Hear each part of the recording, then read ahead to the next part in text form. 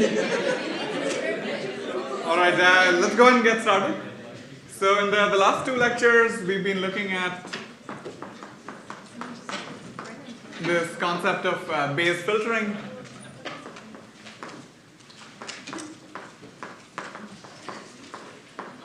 And we focused on the problem of state estimation using Bayes filtering.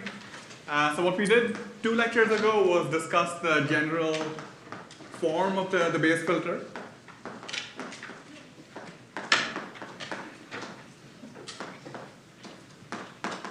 Which kind of followed on from our discussion before that of the non-deterministic filter. So one way to think about the Bayes filter is a probabilistic version of the non-deterministic filter. And then what we said was that if you have discrete state observation and action spaces,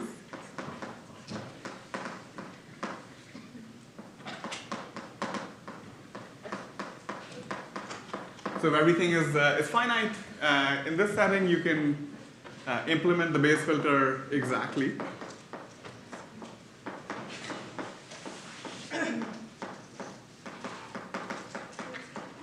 So by exactly, I mean without any approximation.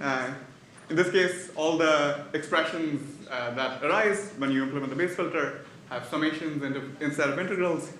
So in principle, you can do everything exactly without any approximation, although it might be computationally intensive. So if you have many states, or if your observation space is very large, if your action space is very large, it could be computationally intensive, but at least in principle, you can implement everything exactly. But in most robotic settings, what we care about, like the systems don't have finite state spaces or observation spaces or action spaces.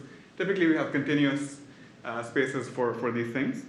And in that case, in the previous lecture, we discussed 2 different settings. So the first one is when you have linear plus Gaussian. So usually abbreviated as LG, linear Gaussian systems. So this is an example where the state space is continuous, the observation space is continuous, the action space, the control input space is also continuous. It turns out that you can implement the Bayes filter exactly.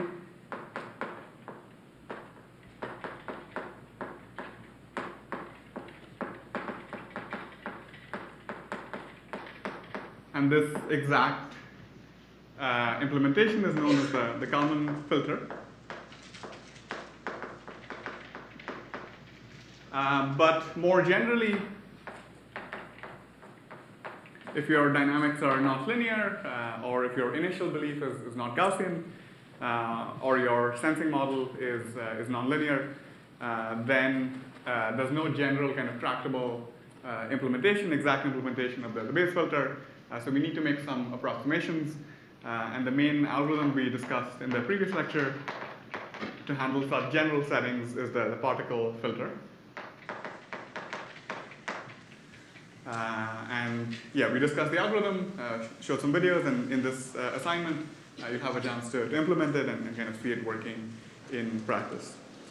Okay, so what we're going to do today is look at a specific application of the Bayes filter.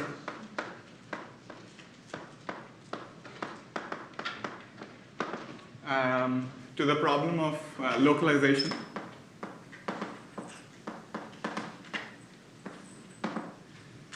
So at a high level, the problem of localization boils down to answering the question from the robot's perspective of where am I in some space. So the general kind of structure of what we're going to do today is going to be exactly the same as what we did in the previous lecture and the lecture before that. This is just going to be an application of Bayes filtering, but to this specific problem of localization. And the main kind of extra information that we're going to assume that the robot has access to in today's lecture is going to be a map of the environment that the robot is going to be placed in, and then its job is to figure out where exactly in that map it is, or at least to maintain some belief about where it is relative to that map. And this kind of came up at the end of the last lecture as well, when we were looking at the video, the particle filter working. We assumed, or in the video it was assumed that the robot knew the map of the environment. So we're going to try to make this more explicit today. All right, so the first question is, what exactly is a map, right? What do we mean by a map?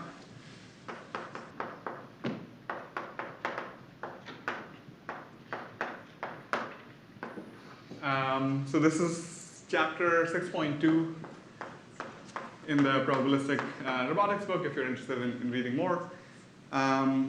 So roughly speaking, a map is some representation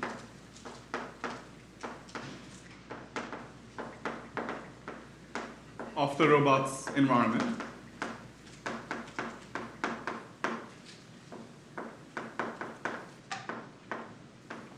And there are many different kinds of maps, depending on exactly what the robot is trying to do, or just what information you have access to. But roughly speaking, there are two kinds of maps. Or at least we can kind of categorize maps into two kinds. So the first kind is what are known as location-based maps.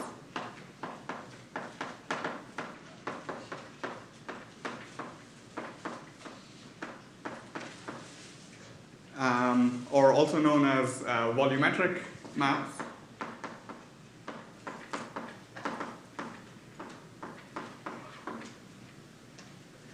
And so location-based maps or volumetric-based maps, what they do is assign some property, let's say. So I'll put property in quotes. We'll make it more formal in just a second. Some property to every location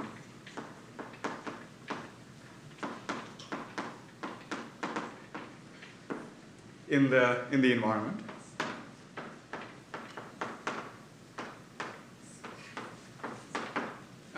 And probably the most common example of a location-based map is what's known as an occupancy grid or occupancy map.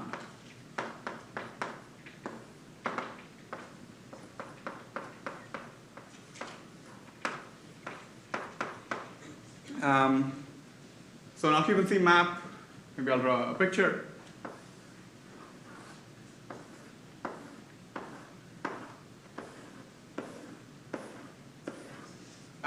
So an occupancy map, so I said a location-based map assigns some property to every location in the environment. So an occupancy map assigns the property of occupancy, so occupied or not, to every point in the map. So these were the kinds of maps we were looking at when we thought about motion planning. So here I've drawn a grid. So this is an occupancy grid map.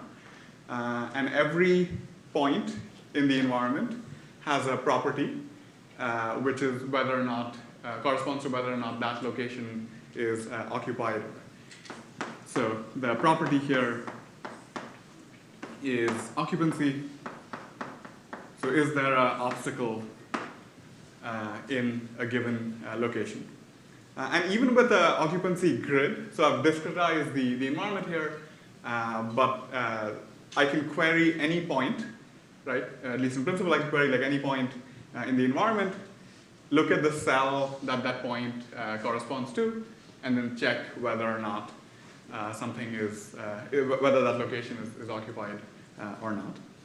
And yeah, this, like I said, was the kind of map we used. So when we did BFS or DFS, Dijkstra or A-star, when we looked at the graph search algorithms, we looked at occupancy grid maps.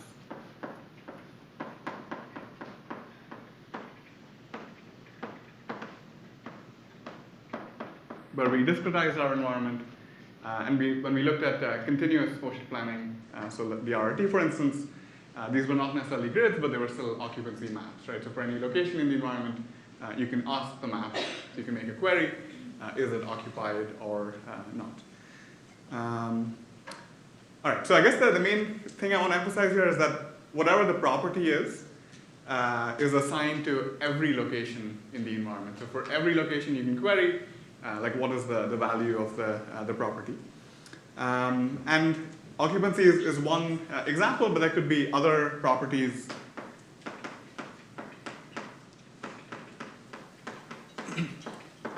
that you assign. So for instance, color is another example. So for every point in the environment, you could ask what's the color of the object that's located in that environment. If there's no object, then maybe you just have some kind of extra other like symbol that you assign to empty environments. Another example is a height map. So this is used for legged locomotion in particular. So this assigns basically a height to every point in the environment. Typically, just like a 2D environment, like a ground, it assigns a height from some nominal height that the ground is at. And this is useful when you're doing footstep planning for a legged robot. All right, so these are different examples of location-based maps. The other, actually, I guess any questions on that? All right, so the other kind of map is what's known as a feature-based map.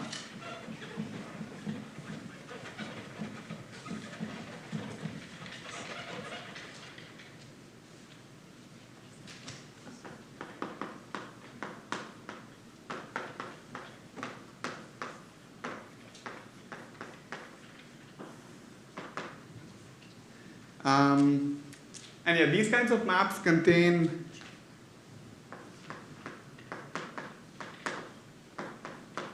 properties and locations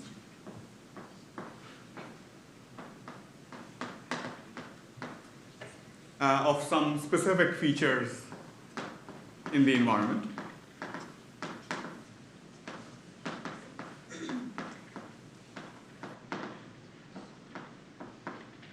Going to abbreviate to ENV for environment. So as an example, you could have different features corresponding to different objects.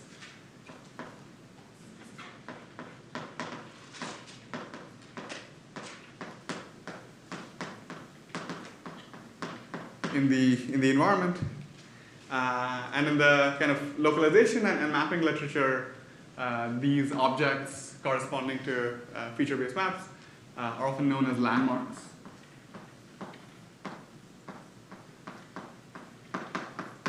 And so feature-based maps also go by the name of landmark-based maps. So the map here is basically a list of different objects, list of different landmarks with some properties associated with them. So, for instance, my list could contain a door with some properties. So the property could be, let's say, just location. So maybe there's a door here corresponding to this location. Maybe there's a window with its corresponding location. There's a window here. And maybe there's some other object like a table with its location.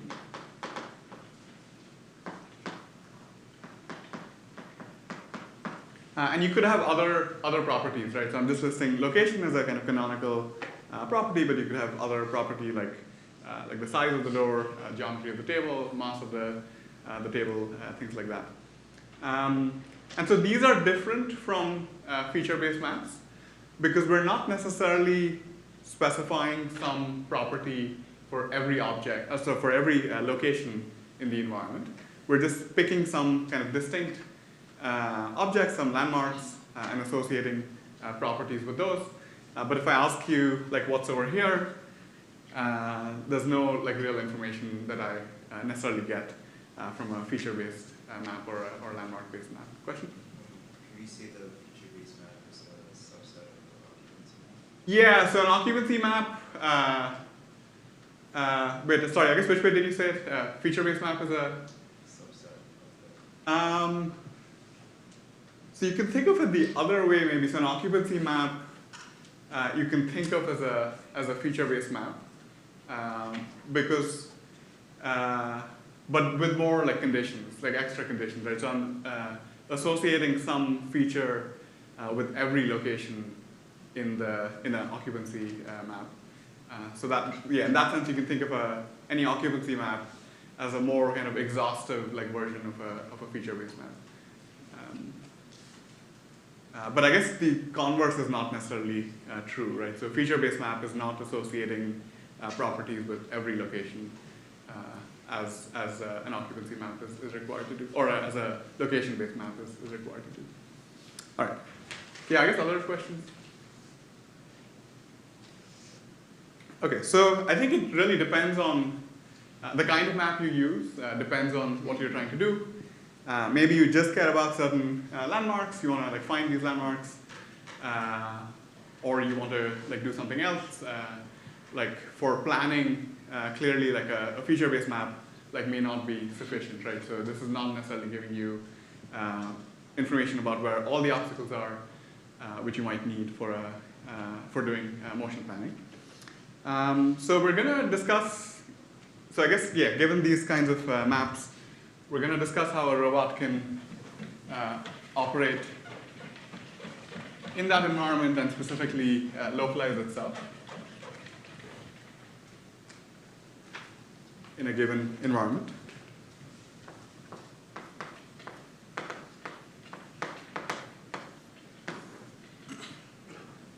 All right, so we're going to let xt, I guess as usual, denote the state of the robot at time t.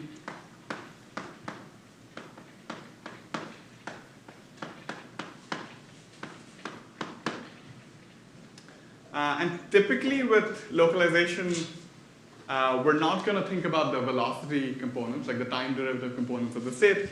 So if you think back to our earlier discussions when we were doing feedback control, the definition of a state for a planar quadrotor or a 3D quadrotor contains the location, the position information, maybe the orientation, and then also the time derivatives, right? Some velocity information.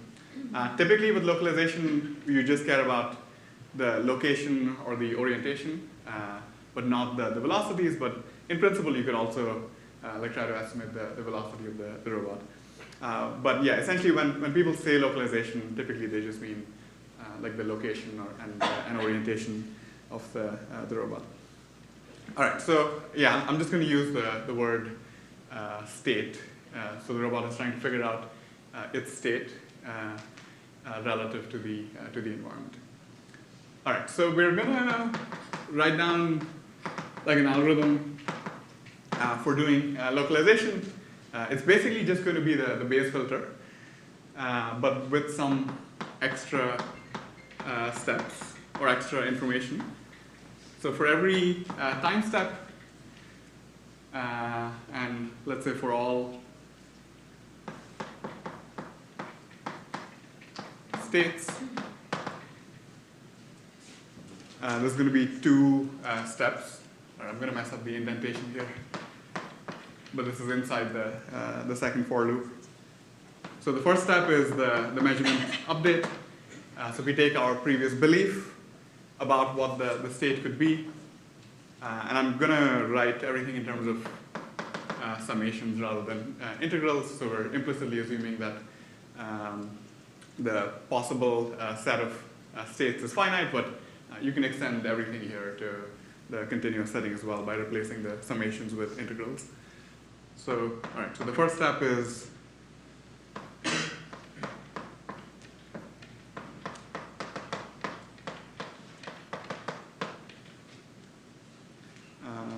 and then let me just use a different color chalk here.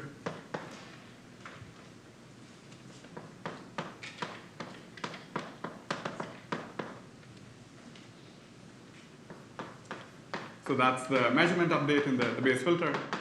And sorry, the dynamics update. The second step is the measurement update.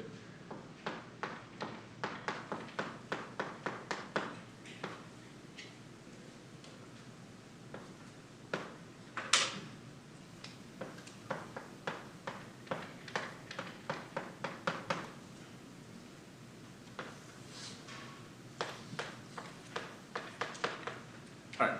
So this is exactly the base filter, like the, oh, sorry, question? Is there a difference between the belief like a bar at the top and like without? Yes, so the belief with the bar is the belief, the distribution that you get after you do the dynamics update, but before you take into account the robot's sensor measurement. So this step is just propagating the previous belief, which is belief with xt minus 1.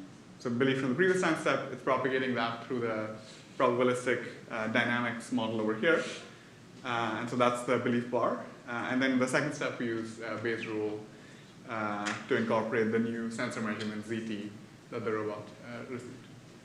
Okay, yeah, so this is exactly the Bayes filter with just one kind of very small modification, which is that our dynamics model and our sensing model now depend on this extra information that we're assuming that the robot has access to, which is some kind of map of the environment. So either a location-based map or a feature-based map. So yeah, you can think of localization as just an application of Bayes filtering. So if I tell you what the dynamics model is, and if I tell you what the sensor model is,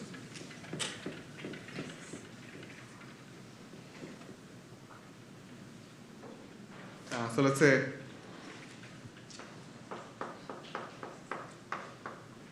we specify these two things, so P of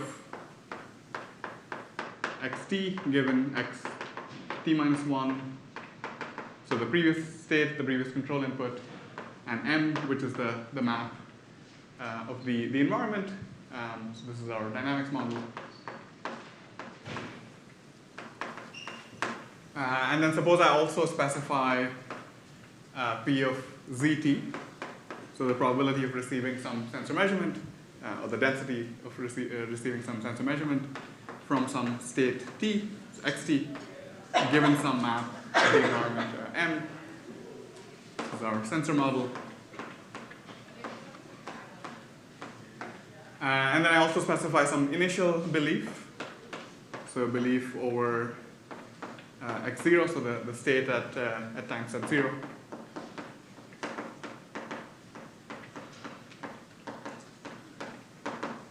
So if I give you these three things, then we can use the techniques that we discussed in the previous lecture. So in principle, you could use the Kalman filter, assuming that the assumptions for the Kalman filter are satisfied. So you have linear plus Gaussian dynamics, linear plus Gaussian sensor model, and a Gaussian initial belief. Typically, with localization, you wouldn't use a Kalman filter. Typically, you'd use a particle filter.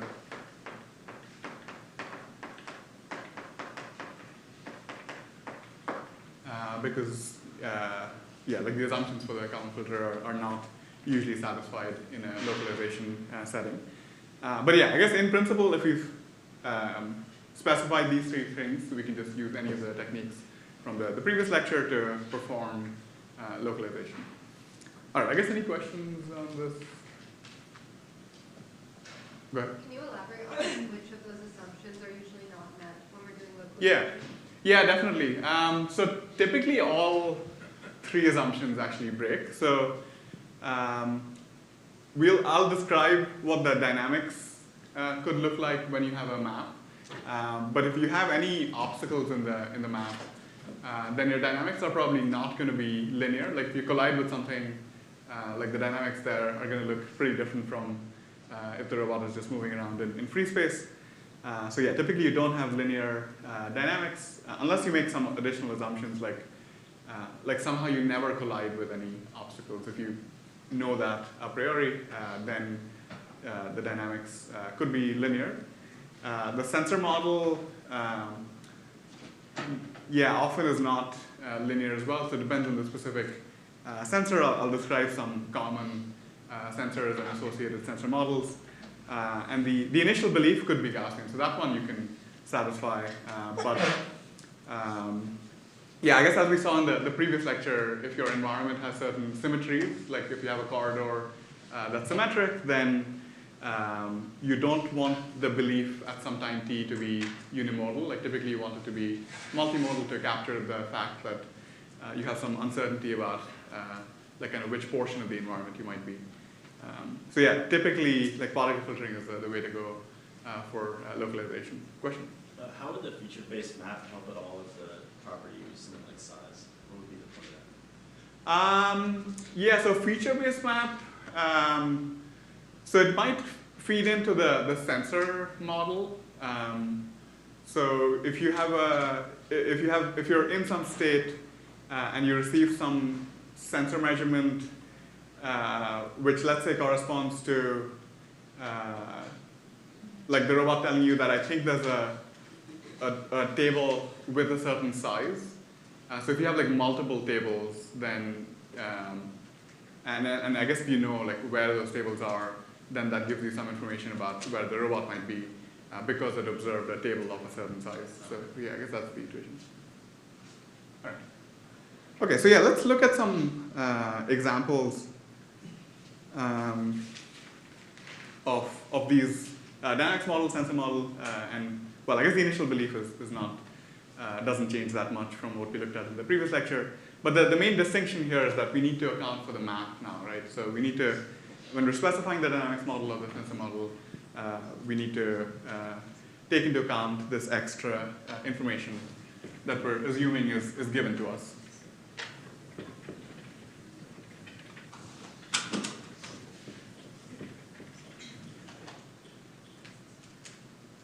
All right, so yeah, let's look at some examples. So we'll look at dynamics model first.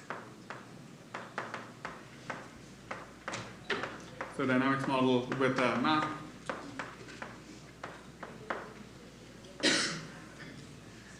And just to be concrete, let's look at the problem of grid localization. So we have some grid, occupancy grid representation of the environment that we're assuming again that the robot knows. It knows, like it's given this map information. And so the question is like, how should we specify, so this is grid localization, I just mean localization given an occupancy grid.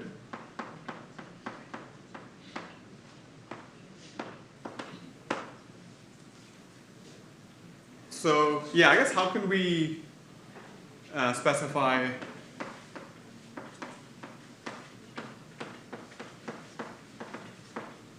a reasonable dynamics model?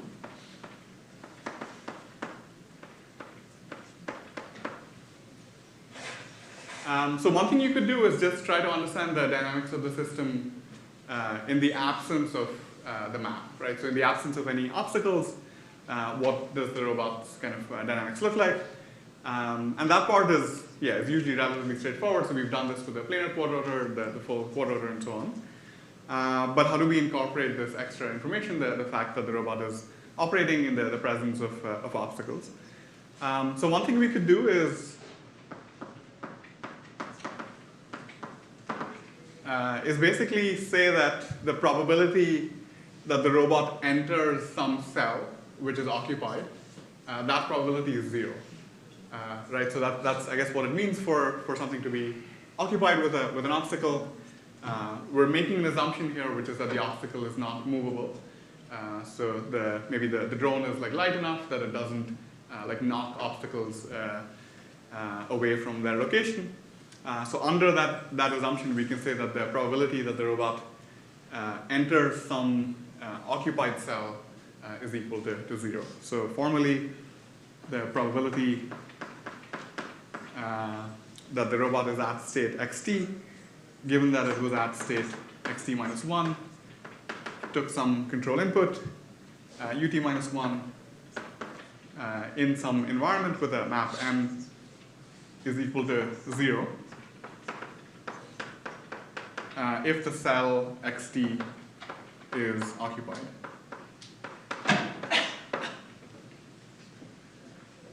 All right, so that's one way to modify question. Yes? You said if xt is xt a cell or a position, and this is the corresponding cell to that? Yes, okay, so I guess I was being slightly fuzzy here. So in the grid localization, I'm assuming that you've already like discretized everything. So in that case, it's really just a cell. One way to get to discretized dynamics is from like continuous dynamics, and then you can basically propagate the continuous state forward in time, and then ask, is that state occupied or not? Yeah, but I guess just for simplicity here, I was saying everything is discrete, so you just have, you've already like discretized the dynamics, and you have a discrete number of possible states. So, okay, I guess let's think about exactly how to do that step. So suppose I gave you some dynamics in the absence of any obstacles. And let's say these are like discretized dynamics. So for any cell and any neighboring cell, I give you some probability that you end up at the neighboring cell, given that you started off at the, actually it's easier to draw it probably.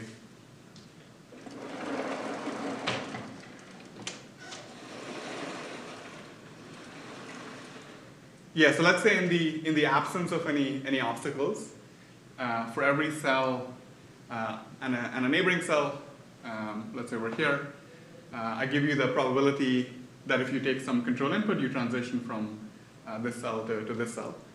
So if I gave you that information, dynamics without any obstacles, how would you modify those dynamics in some kind of reasonable way to take into account the obstacles? Any thoughts?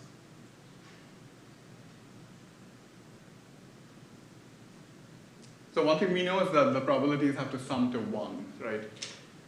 So if I'm telling, I guess if we impose the constraint that in the presence of obstacles, you're not allowed to occupy something that has an obstacle. So we're setting the probability of transitioning from, let's say, this cell 1 to cell 2 to 0, because cell 2 is occupied. Then we need to change the probabilities for the other cells. Like we need to increase those probabilities to make sure that the probabilities still sum to 1. So yeah, I guess if you impose this constraint, then you need to adjust the other probabilities, like the probability of transitioning to some unoccupied cell, such that the probabilities still sum to 1 when you sum over all the possibilities for the next state. But yeah, I guess that's kind of the adjustment you might make. Understand the dynamics without a map, and then make some modification to take the map into account. All right, so we can do something similar for continuous state spaces as well. So if we're not necessarily working with grids,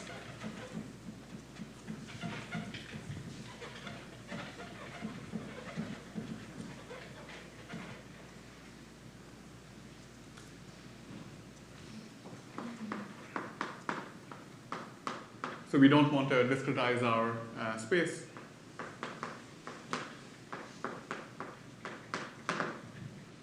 So we could specify some dynamics model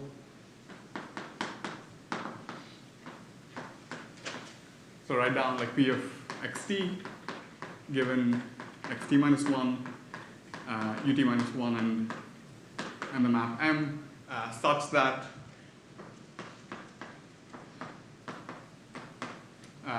the probability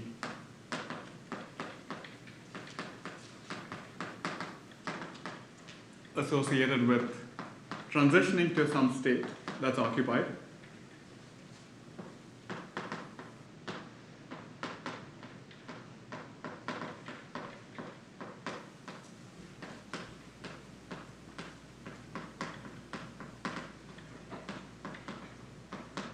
is equal to 0. And there are some, I guess, kind of relatively standard probability distributions that you could use. It gets a little bit clunky, but it's doable in principle. Let's, just for the sake of simplicity, imagine that your robot has a one-dimensional state space, so just its location. So xt here is the x-axis, and let's say this is p of, the y-axis is p of xt given some specific previous state, some specific control input, and some specific map. And imagine that there's an obstacle over here. So you could associate some probability distribution, like a truncated Gaussian distribution. Well, I guess it's not quite a Gaussian, but something that's, yeah, looks like this. So you take the Gaussian distribution, and then basically say that anything that's occupied by the obstacle has 0 probability density. So it's like 0 over here. And then you just kind of renormalize the remaining distribution. So the portion of the distribution that has non-zero probability, you, I guess, multiply it by some constant to make sure that it still integrates to 1. Yeah, but this kind of thing is like pretty hard to do for like dimensional state spaces. So for a single dimension, you could like write down a truncated Gaussian distribution, but it becomes more complicated for if you have like complicated like 3D geometries. All right, I guess any questions on either of these? Okay. So, all right, I guess what do we do about the fact that it's like writing down some distribution like this that assigns 0 probability for like going like into some occupied state is 0. One observation is that when we're implementing the particle filter, we actually never need to, so if you look at the algorithm, the particle filtering algorithm, you'll notice that you never explicitly need to write down this distribution. So maybe just a quick, I guess, reminder of the particle filtering algorithm. So at every point in time, the particle filter maintains some set, like some finite set of particles, so some like hypotheses for where the robot could be. And let's say there's some like obstacle over here.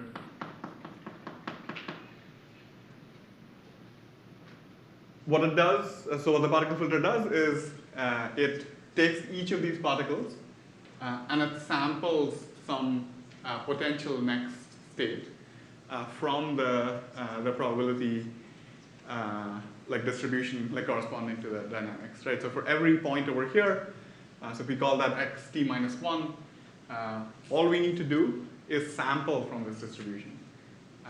And so in principle, we don't need to explicitly write down the probability density function for this distribution.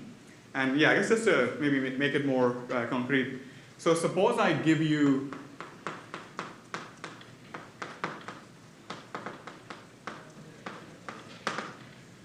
some dynamics model, so P of xt xt minus 1, ut minus 1, without a map. So again, in the absence of any obstacles, suppose I give you this information.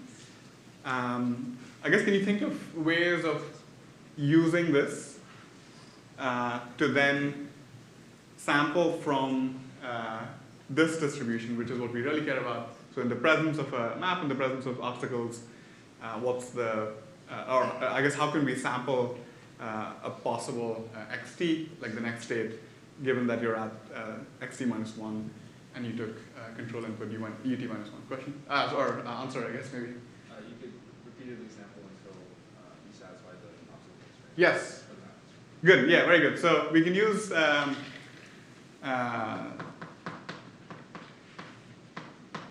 I guess this sometimes goes by the name of rejection sampling.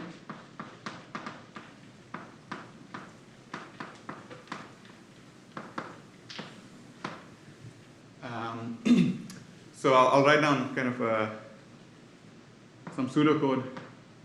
So we call this function sample with map, which is what we want to do. So we want to sample from this conditional probability distribution, which has the map information built in. We're given this, so like sample without a map. So sample with map, so its arguments are going to be some previous state, some previous control input, and then the map. And then we're basically just going to have a while loop. So we're going to loop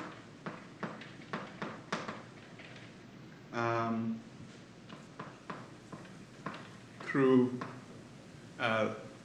these lines of code. So xt, we're going to sample. Actually, I'll use this notation over here. So we're going to sample xt from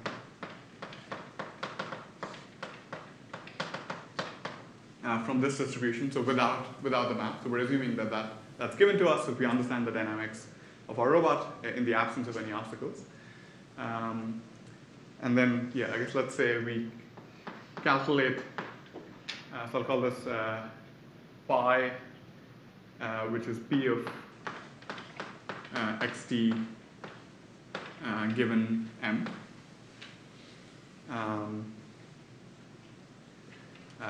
Well, I guess maybe a simpler way to do this is just check. So pi is going to be, I guess, true if xt is unoccupied.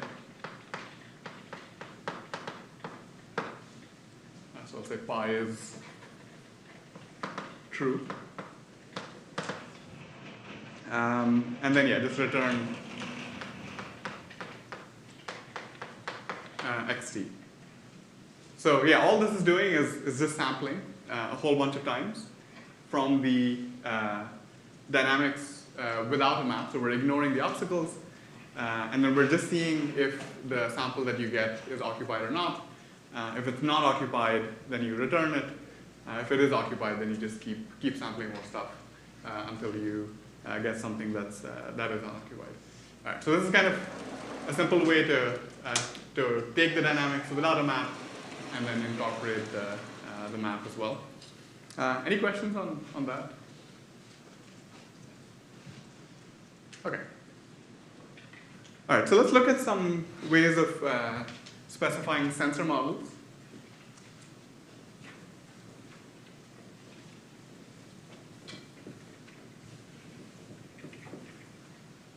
Yeah, I guess what I'm giving you here are just like examples, right? So in practice, you have an actual system with some actual dynamics, and maybe there's a better way, but hopefully this gives you a sense for what you could do just generically to incorporate maps into your dynamics and sensor models. So yeah, let's look at some examples for sensor models with maps.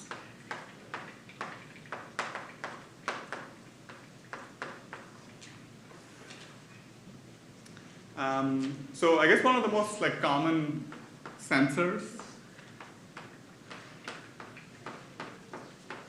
that robots are equipped with, like specifically like mobile robots, autonomous mobile robots, have what are known as rangefinders. So an example of this is a laser rangefinder. So LiDAR. LiDAR is like some acronym, but yeah, it's basically just a laser rangefinder or ultrasound sensors.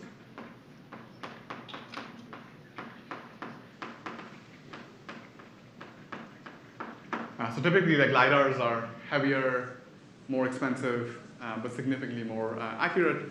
Ultrasonic sensors are much cheaper, much lighter, much less power hungry, but also much less accurate. So most like autonomous vehicles have LiDARs on them, I guess except for Tesla. Tesla wants to do everything purely based on vision, but many of the other companies have laser rangefinders, LiDARs on them. So yeah, I guess what does a rangefinder do? So it basically gives you distances from distances to the closest object, to the closest obstacle. So if you have a bunch of obstacles in your environment, let's say the robot is at a certain location, so it's going to give you distances along various rays.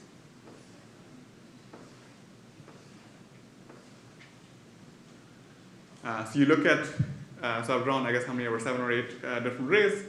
So you look at these different directions, and you propagate a ray forward from the robot, like to the environment, and the number, like the scalar you get associated with each of these rays is the distance to the closest obstacle. So it could be that there's another obstacle kind of behind this obstacle, but yeah, a rangefinder is just going to basically give you the distance to the closest one. And yeah, you can imagine like I guess 3D versions of this. You could have rays propagating in 3D, and you'll get distances along those rays. So what we're trying to do, I guess, with the sensor model is write down something like P of ZT, so the probability of receiving some sensor measurement ZT, given that your robot is at state XT, and given some map of the environment. So to write down some, I guess, reasonable model of a rangefinder,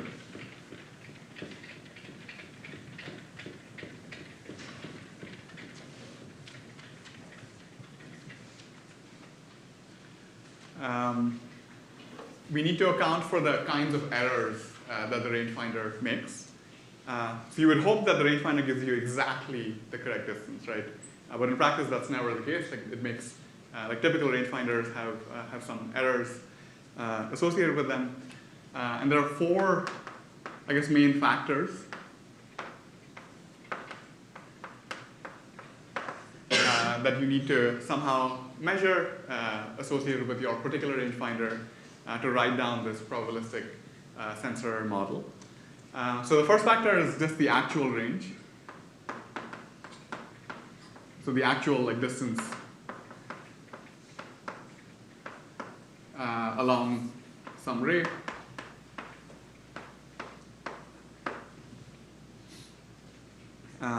So we can, so if we know the map,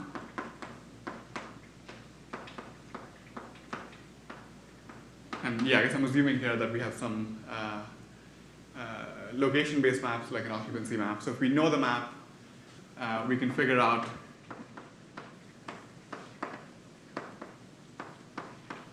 the true distance.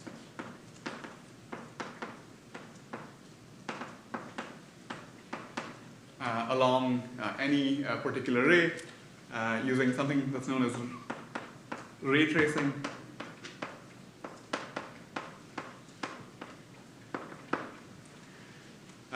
Yeah, I guess ray tracing just means that you look. So if I tell you these obstacles, like where they are, and let's say we're just looking at one particular ray, so I can propagate this ray forward and just see where it collides with the first obstacle, and that's the distance. yeah, I guess ray tracing, like there are many like computation efficient algorithms for like doing that, like intersection, like that collision checking. And yeah, these things are called ray tracing. So if I know the true state, xt, and if I know the map, then I can figure out the actual distance along the different rays just using some geometry. The second factor we need to take into account is unexpected obstacles in the environment. So it could be that the map you have is not completely accurate, so it's not an accurate reflection of reality. So if you think about like autonomous vehicles, one of the like things that they use to localize themselves in a city is some map of the environment. So I guess Waymo, for instance, like Google's autonomous car company has, or I mean any of the autonomous car companies has like pretty rich maps of the different cities that they might operate in. But of course, things are not completely static in those cities, right? So if one of their cars like went on a street to map it out, it could be that there's a new car in that street, or it could be that there's construction, or something has moved in the environment. So there could be unexpected obstacles that were not present in the map, but are actually present in the real environment that might kind of mess up your, that might give you some unexpected range, right? So if there's an obstacle, let's say over here, that wasn't in the original map that you were given, then there's some probability that you're actually going to receive a smaller distance along this ray than you would have predicted if you just relied on the first factor, like the actual distance to the obstacles given a map. So yeah, I guess we have some probability that there's an unexpected obstacle, an obstacle that was not represented in the map along any given ray. The third one is, I guess, kind of the opposite. So failure to detect obstacles. So maybe there really is an obstacle over here, but for some reason your rangefinder just misses that obstacle altogether. With a good range sensor like a LiDAR, like that's not going to happen. But yeah, if you have like really bad range sensors, they can just like miss obstacles altogether. Or if you're using computer vision, which we'll talk about later, to figure out distances using like a stereo depth algorithm, then it's possible that you just miss obstacles altogether. So yeah, that's another kind of error. And then the fourth one is just randomness, let's say. Like just some unexplained uncertainty, some unexplained errors from the actual distance. So we can take into account all of these different sources of uncertainty.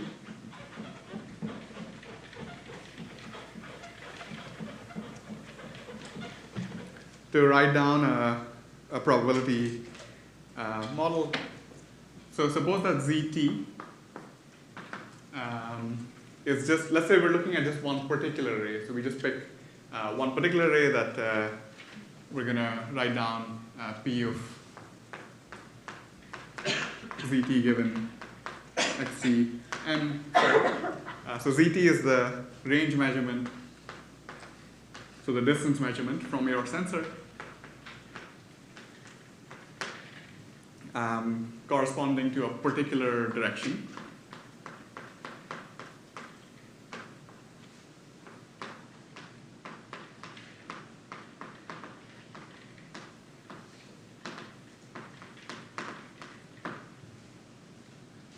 So we could write down P of ZT, so the probability of receiving some particular range measurement, given that your robot is at state xt, operating in an environment with map M. Here's one kind of reasonable model. So it's W, so there's some, yeah, I'll come to exactly what this is. So this is W subscript hit. multiplied by the probability of hitting an obstacle, zt given xt m plus w unexpected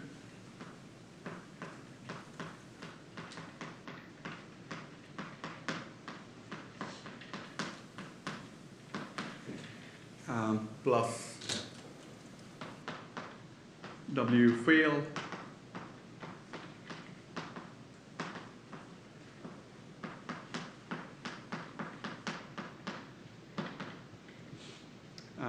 and then finally w just random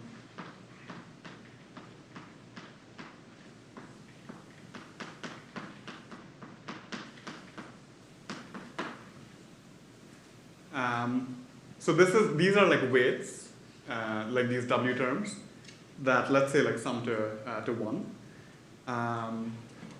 And the specific weights are going to depend on your specific sensor. So we're taking each kind of individual probability here, like P hit, P unexpected, P fail, P random, and then taking a weighted combination of those probability models. So P hit is the probability of receiving sensor measurement zt, given that your robot is at state xt and has map m, if the ray like actually hits an obstacle kind of correctly. P unexpected is the probability of seeing some sensor measurement if your ray encounters some unexpected obstacle, some obstacle that was not present in the map. P fail is if you fail to see an obstacle that was there in the map, and P random is just some, let's say, like Gaussian uncertainty around the true distance. So I guess maybe we can think about just some of these. So let's look at P fail. So maybe can you come up with a candidate for what this distribution might look like? So so just this distribution over here. So the probability subscript fail of zt given xt and m. So I guess what form could that take, or what might that look like? So again, just in words, this is the probability of receiving some sensor measurement, assuming that your robot is at state xt and is operating in an environment with a map m. If along this ray that we're looking at, that we're focusing on, you miss the obstacle that is in fact present in the environment, like present in the map.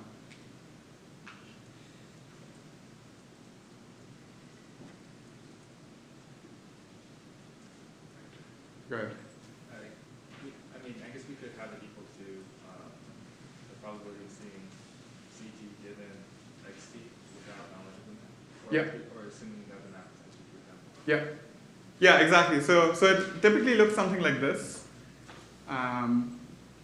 So if this is the sensor measurement ZT, let's actually just a scalar, let's say.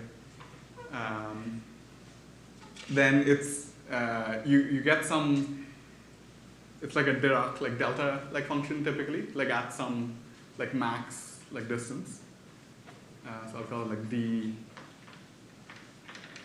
max. So what I mean is with probability 1, you receive the maximum possible distance. So the maximum possible distance just depends on your sensor. Let's say like 10 meters. So if you don't see, like if you miss an obstacle altogether, then like the rangefinder just says there's nothing there, and so it just returns whatever the maximal like distance is for that sensor. That could be 10 meters or 100 meters, depending on the exact kind of rangefinder you're using. Yeah, I guess, does that make sense? Okay. Yeah, maybe we can look at one more. So P rand, so the probability of just kind of unexplained randomness, unexplained noise in the distance measurements. What would be like a reasonable distribution for that? Just along, again, just one specific ray that we're looking at.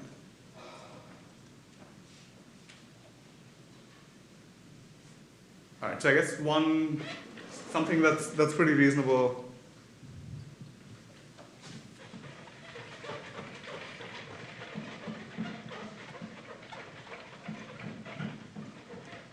is a Gaussian distribution around the true distance. So again, we're assuming that we know the map. We have some specific xt, some specific location that we're looking at, and some specific ray. So from that, we can calculate the true distance. So I'll call that d. Let's say that's over here.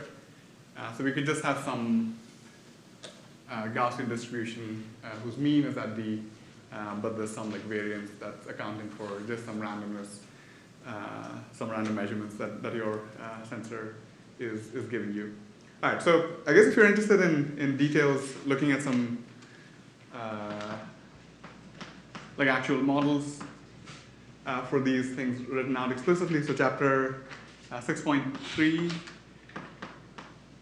in the probabilistic robotics book has a nice description of like reasonable choices for these probability distributions. All right, any questions on this? Okay.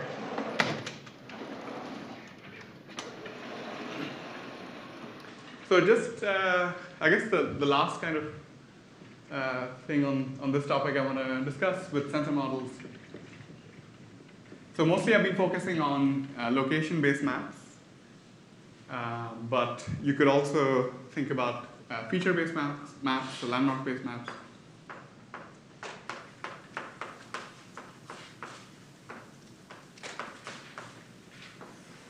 And instantiate different sensor models for landmark-based maps. So an example is, let's say you know that there's a particular landmark at a certain location. So the sensor model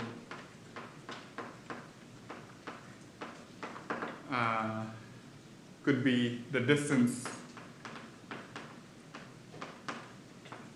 to, let's say, maybe multiple landmarks. So the probability of receiving some zt, so zt has dimension equal to the number of landmarks, let's say, given xt and m. M contains the different landmarks and their locations. So this is actually similar to what we looked at when we looked at the non-deterministic filter. Right, we have like distances from different landmarks. So the sensor model could correspond to the true distance that the robot is at from a given landmark, maybe with some additional uncertainty. One interesting thing, I guess, with landmark-based maps is what's known as the data association problem.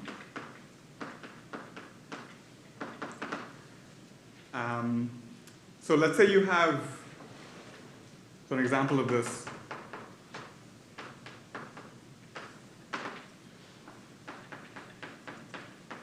is if you have two, let's say like doors in the environment. So it's similar to the example we were looking at in the previous lecture. Suppose the doors in reality look slightly different. So maybe there's some like visual like feature over here that's not present in this door, but it's kind of a minimal. They look basically the same, but just slightly different.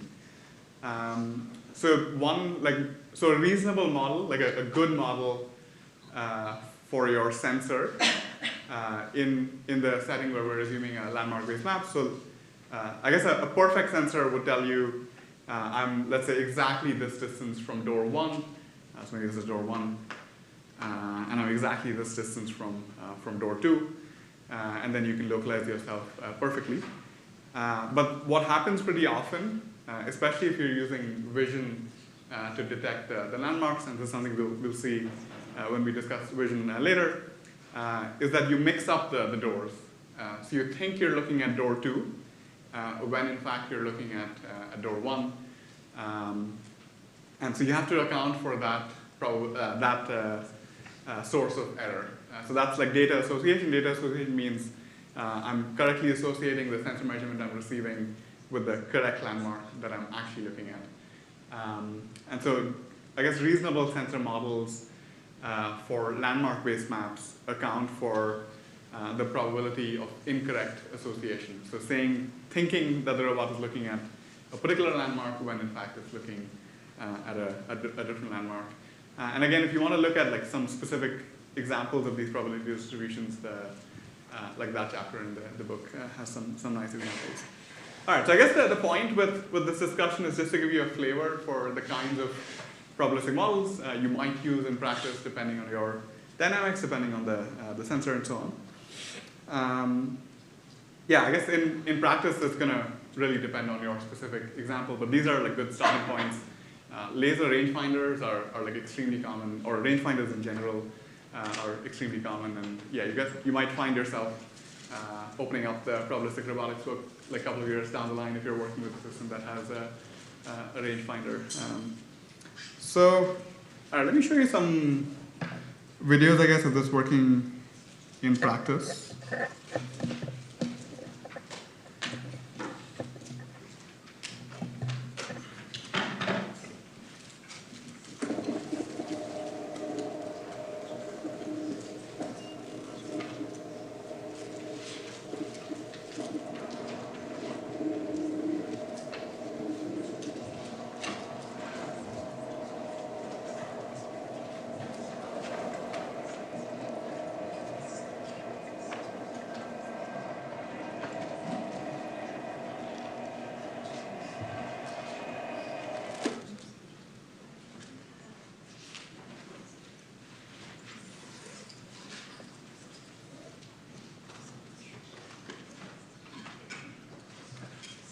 So one example is the one we looked at in the previous lecture.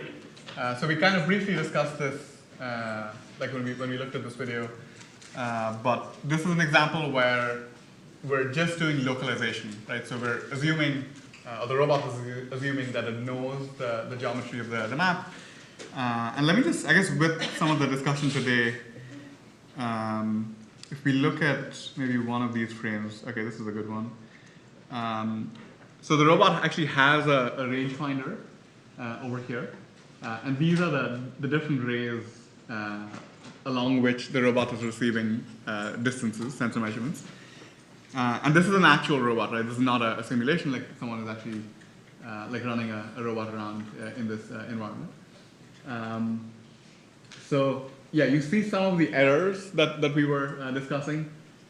So for some of the rays, like I think this one, this ray over here, you're getting basically the exact like correct distance, right? Like the actual distance to the wall. That's what the sensor is reporting. So what the sensor is reporting is represented by the blue like lines. So this one is pretty good. This one is also pretty good. This one it misses like altogether, right? So it doesn't actually see like this obstacle, and so it's reporting what's probably the maximum like distance. And like this one as well, like it misses the obstacle altogether, and it's just giving you the maximum distance. And yeah, there's some kind of like randomness as well. So this one, it's kind of giving you the correct distance, but with some like additional like error on top of that. So in practice, what you would do is like characterize the sensor, like the kinds of errors it makes, the probability of missing something, the probability of seeing something that's not there, and then you can bake that into your probabilistic model and then run a particle filter like they're doing in this example. Here's another example.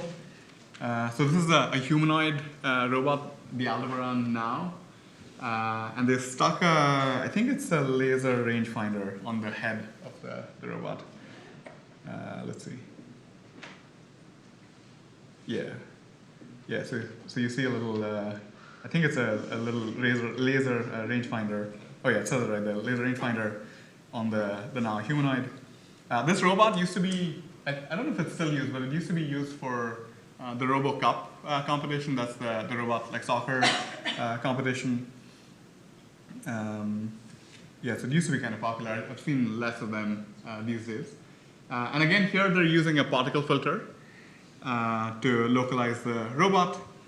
They're looking at the robot is trying to figure out its pose. So pose here means position and orientation, not the velocities, like just the position and orientation. And it has some map of the environment that's kind of being represented over here. This is the actual environment. This is the map of the environment. Well, I guess it's the map now of the environment. And you see that it gets the location, like the particles coalesce like very quickly. Maybe let me just play that again. So in the beginning, there's a lot of uncertainty, right? Like these are all, I think the red arrows correspond to where the robot could be. And then once the robot starts operating, like pretty quickly it realizes that like it must be here. So like all the particles concentrate close to the actual location and orientation.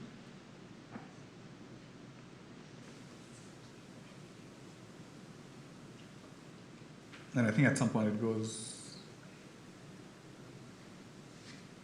actually, yeah, does it climb the stairs? I don't remember.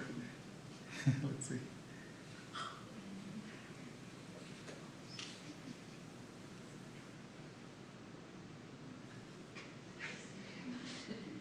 Yeah, robots have gotten better, I guess, since, or algorithms and the hardware have gotten better.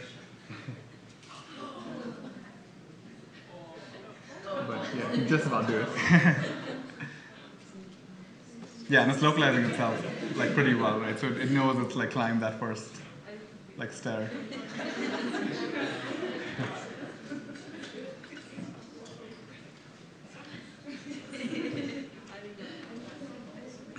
All right, I'm not playing the whole video. It's going to take a while for it to get up. Here's another cool example. So this is with a drone, actually a fixed wing airplane. Vehicles capable of operating in constrained environments without the use of an external motion capture system are typically limited to slow and conservative flight. As a consequence, almost all of this research is done with rotorcraft in the hover regime. In the Robust Robotics group in CSAIL at MIT, we've developed a fixed-wing vehicle capable of flying at high speeds through obstacles using only onboard sensors. The vehicle is equipped with an inertial measurement unit and a laser range scanner. All the computation for state estimation and control is done on board using an Intel Atom processor, similar to what is found in a commercially available netbook. We designed a custom airplane to carry the sensing and computation payload while still being able to maneuver in confined spaces. Our platform has a 2-meter wingspan and weighs approximately 2 kilograms. At any given time, the laser can only see a 2-dimensional picture of the environment. Laser scans are depicted with yellow points representing obstacles and blue representing free space. Even with a pre-computed map, individual 2D scans don't contain enough information to uniquely determine the 3D position, velocity, and orientation of the vehicle. To overcome this difficulty, we aggregate successive scans and combine laser information with the inertial measurement unit to perform state estimation. Another technical challenge is efficiently generating trajectories for the vehicle to follow. The complicated vehicle dynamics... Pause it over here. So this was from about like maybe 10 or so years ago. So the PhD students, well I guess 10 PhD students who did the work, Adam Bree and Abe Backrack working with Nick Roy at MIT, ended up founding Skydio. I guess how many people have heard about Skydio, just out of curiosity? All right, a few. So it's I think the largest US drone manufacturer. They build these drones for I guess videography for like outdoor like activities. So it's one of the I guess relatively small number of like commercially kind of reasonably successful robotics companies, and yeah, the work they did during their PhD was thinking about localization and planning for drones. So I want to emphasize again that all of the videos I showed are assuming a map, right? So the map of the robot is given to it, or the map of the environment is given to it, so the map is kind of being visualized over here. So the robot is just figuring out where it is, so what its position and orientation are. So in the next lecture, we're going to think about the problem of mapping. So if you didn't know the map of the environment, how can you figure out what the map is? And I guess that's why some of the background material from today's lecture has been useful. And then the lecture after that, we're going to do simultaneous localization mapping. So in the next lecture, we'll assume that the robot knows its location, but doesn't know the map. And then we'll assume that neither is known, and then put the techniques together. Question? How does it know where to go after it has, or it knows where it is, how does it know where to fly? So yeah, I guess that might actually be the next part of the video. Maybe just out of just for time, I won't pay, but I have a link to the video. But they discuss some of the motion planning techniques they use. I forget exactly what they were using, whether it was RRT or some variant of it. But yeah, they're using some planner to actually figure out where to go, knowing where it is and knowing what the environment looks like. Good. All right, so I'll see you next time.